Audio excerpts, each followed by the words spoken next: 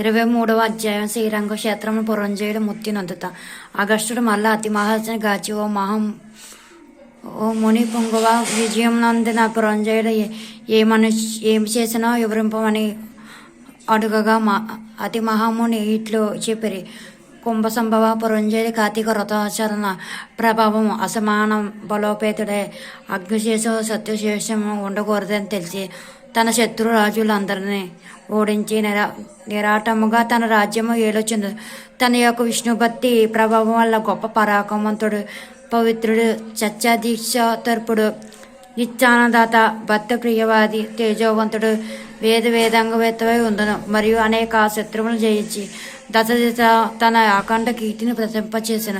శత్రువులకు సింహ స్వప్నమై విష్ణు సేవాధరుడై కార్తీక రథ ప్రభావం కోటికి పడగెట్టి అరిషద్వ ఉగ్రములను కూడా జయించి వాడై ఉండను. ఇన్ని ఎలా అతడెప్పుడు విష్ణు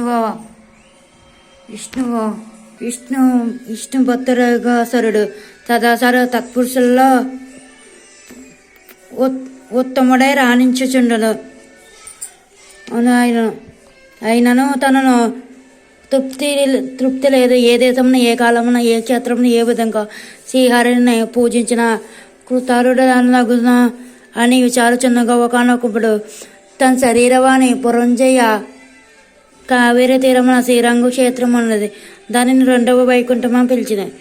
నీవచడగేగి శ్రీరంగనాథరామ స్వామిని ఆచరింపము. నీ సంసార సాగరము దాటి మోక్షపాతి నొందువు అని పలికెను. అంతటా పురంజయుడు ఆ శరీరవాణి వాక్యములు విని రాజ్యభారమును మంత్రులకు అప్పగించి సపరివారముగా బయలుదేరి మార్గ మధ్యమున ఉన్న పుణ్యక్షేత్రములను దర్శించుచు ఆయా దేవతను సేవించుచు పుణ్య నదుల్లో స్నానం చేయుట శ్రీరంగం చేరుకున్నను. అక్కడ కావేరి నది 2 పాయలే ప్రవేశించుగా మధ్యనున్న శ్రీరంగనాథములయమున శేషశైనిపై పవలించుచున్నది. శ్రీరంగనాథుని గాచి పరవశమంది చేతులు జోడించి దామోదర, గోవింద, గోపాల, హరే కృష్ణ, వాసుదేవ, అనంత, అచ్యుత, ముకుంద, పుణ్యపురుష, రుచికేశ, ద్రౌపది మాన సంరక్షక, దీనజన భక్తపోష, ప్రహ్లాద వరద, గరుధ్వజ, కరి వరద, పాహిమాం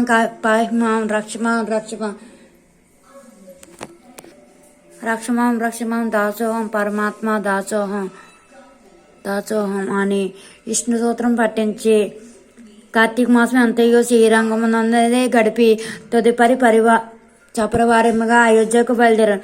పురంజయ శ్రీరంగనాథ స్వామి సమక్షంలో కార్తీక మాసంలో చేసిన వ్రతముల మహిమ వల్ల అతని రాజ్యమందలి జనులందరూ సిరి సంపదలతో, పాడి పంటలతో, ధనధాన్యాలతో, ఆయురారోగ్యములతో ఉండుండిరి. అయోధ్య నగరము దురితర ప్రకారములు కలిగి, తోరణములు మంత్ర ద్వారములు కలిగి, మనోహర గోపురాదులతో చతురంగ సైన సంయుక్తమై ప్రకాశించింది. అయోధ్య నగరం మందలి వీరులు యుద్ధ నేర్పులై, రాజనీతి గలవారై, వైరి గర్భ నిర్భేదకులై, నిరంతరము విజయశీలురై, అప్రమత్తులై ఉండిరి. ఆ నగరమండలి ఆగమనులు హంస గజగామినులు పద్మపత్రాయత లోచనలై, విపుల సోయుక్తము, విశాల కత్తిత్వము, సూక్ష్మ మదత్వము, సింహాకుద పీనత్వము కలిగి రూపవతులను, శీలవంతులను, గుణవంతులను ఖ్యాతి కలిగిందరి.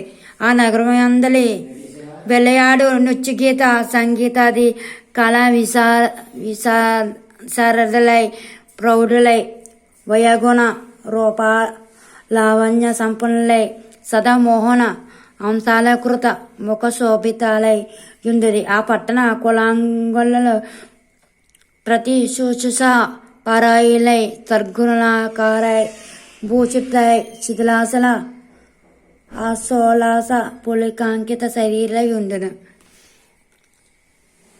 పురంజేరి శ్రీరంగం క్షేత్రము కార్తీక మాసం వ్రతం ఆచరించి సతీ సమేతుడై ఇంటికి సుఖంగా చేరును.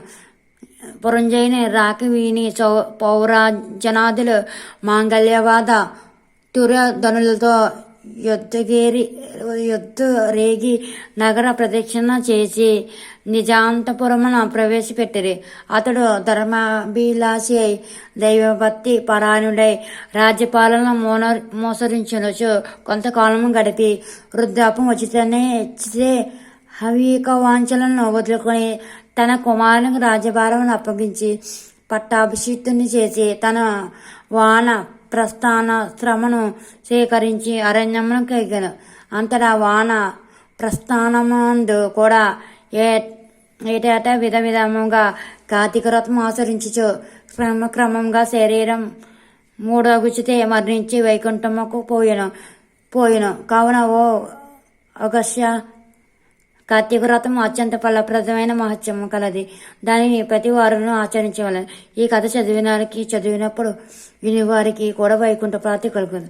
ఇట్లు కంద పురాంతంగా వచ్చిస్తే పోతే కార్తీక మహత్యం త్రయోవిశాధ్యాయము 23వ రోజు పారాయణ సమాప్తం.